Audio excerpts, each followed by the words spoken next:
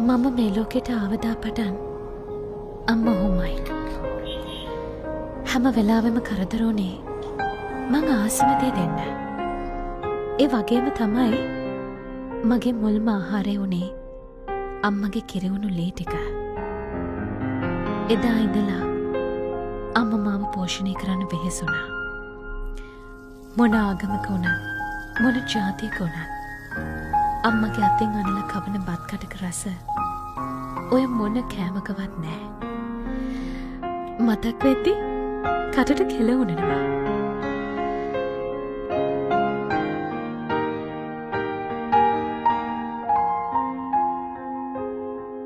ඒ බත් කට එච්චර රස වුණේ අම්මගේ අසීමිත ආදරයත් එක්ක අපිට ඒ කෑම කවන නිසා.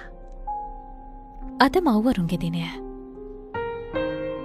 ඒත් අම්මගේ ආදරේ දවසකට වෙන් කරන්න මට ඕනේ නෑ. ඒ අම්මා නිහඬව අපිව ගොඩනගන්න කරපු කැපකිරීමට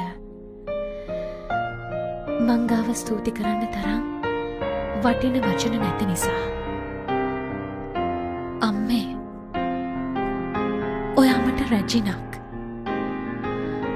ඔයා නැති ලෝකයක් ගැන මට හිතාගන්නවත් බැරි වෙයි. ඒත් මං හැමදාම ඔයාට ආදරේ. ඒක මං වචනෙන් කීවත් නැතත්.